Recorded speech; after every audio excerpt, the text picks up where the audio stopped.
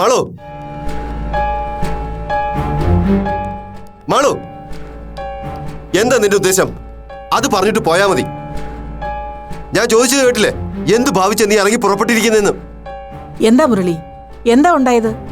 അവള് പിന്നെയും ഇവളുടെ പിന്നാലെ കൂടിയേക്കുവാണോ? അതേന്നേ, ഇപ്പൊ ഞാൻ അയാളുടെ വീട്ടിൽ നിന്ന് പിടിച്ചിറക്കിക്കൊണ്ട് വരിക. എന്റെ നാരായണസ്വാമി, എനിക്ക് വയ്യ. നീ ഒരു തരത്തിലും ഞങ്ങളെ സ്വസ്ഥമായിട്ട് ജീവിക്കാൻ സമ്മതിക്കല്ലേ കൊച്ചെ? നീ എന്നോട് സത്യം ചെയ്തതല്ലേ ഇനി അപ്പൂനെ കാണാൻ അവിടെ പോവില്ലാന്ന്?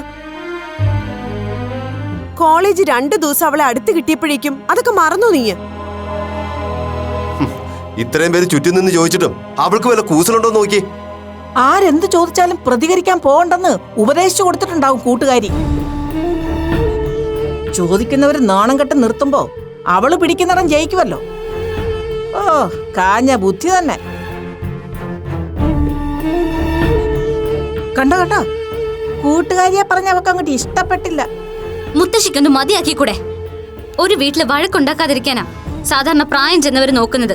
ഇവിടെ ഒരാള് നേരെ തിരിച്ച്. മാളു, നീ മുത്തശ്ശിയോട് തർക്കുത്തരം പറയാൻ തുടങ്ങിയോ? ഒന്ന് ചോദിച്ചോട്ടെ, എല്ലാരും കൂടി ആ പാവത്തിനെ ഇങ്ങനെ ടോർച്ചർ ചെയ്യാൻ തുടങ്ങിയിട്ട് എത്ര ദിവസമായി അച്ഛാ? അതിനു വേണ്ടി എന്ത് തെറ്റാ അവള് നമ്മളോടൊക്കെ ചെയ്തത്? അവളുടെ മനസ്സ് പറയുന്ന പോലെ ജീവിക്കാൻ ശ്രമിക്കുന്നതിന്, അങ്ങനെ തീരുമാനിച്ചു പോയതിന് ഇത്രയൊക്കെ ശിക്ഷിക്കണോ അവളെ? നിങ്ങളൊക്കെ മത്സരിച്ച് വെറുക്കാൻ ശ്രമിക്കുന്ന അപ്പു ഒരു കാലത്ത് നിങ്ങൾക്ക് എന്നെക്കാളും പ്രിയപ്പെട്ടവളായിരുന്നു മറന്നു പോരുത്. ഒരു സംശയം ചോദിച്ചോട്ടെ അച്ഛാ, അപ്പുവിന്റെ സ്ഥാനത്ത് എനിക്കായിരുന്നു ഈ അവസ്ഥയെങ്കിൽ നിങ്ങൾ ഇതുപോലെ എന്നെയും വെറുക്കുമായിരുന്നോ? ഇതുപോലെ ആട്ടി അകറ്റുമായിരുന്നോ? എന്താ സംശയം? ചിലപ്പോ അതിനപ്പുറം ചെയ്തെന്നിരിക്കും. എന്നുവെച്ചാ കൊല്ലാനും മടിക്കില്ലെന്ന് അല്ലേ അച്ഛാ? അതൊന്നും ഇപ്പൊ പറയാൻ പറ്റില്ല. ഏതായാലും ഒരു കാര്യം ഉറപ്പാ, ബിപിയും ഗീതയും പോലെ ഇങ്ങനെ നാണം കെട്ടി ജീവിക്കാൻ ഞങ്ങളെ കിട്ടില്ലായിരുന്നു. എന്താ എന്താ നീ ചിരിച്ചു കളഞ്ഞേ?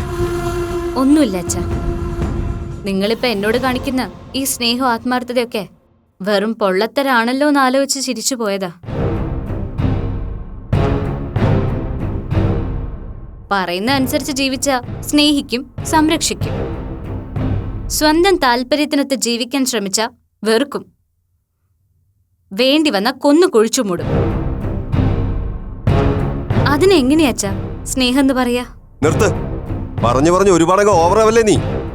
കണ്ടില്ലേ മുരളി, കൊച്ചുവായിൽ വലിയ വർത്താനം പറയുന്നത്? സംസർഗ ഗുണം. യോ, അറിയാതെ പറഞ്ഞു പോയതാണേ. പ്രായം ചെന്നവര് കണ്ണും കാതും പൂട്ടി ഹരിനാമ കീർത്തനം ചൊല്ലി കഴിയണമെന്നാണല്ലോ ഉത്തരവ്.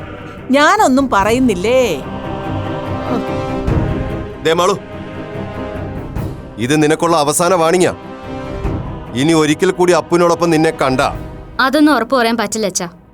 അവളെ കാണണമെന്ന് തോന്നിയാൽ ഇനിയും ഞാൻ പോയെന്നില്ല. തല്ലിക്കോ, തല്ലിക്കൊന്നു എന്നെ. എന്നാലും പറയാനുള്ളത് ഞാൻ പറയും.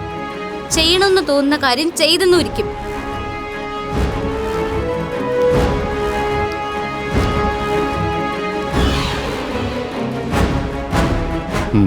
അങ്ങനെ തോറ്റുകൊടുക്കാൻ പറ്റില്ലല്ലോ. അവള് പോന്നെ എനിക്കൊന്ന് കാണണമല്ലോ.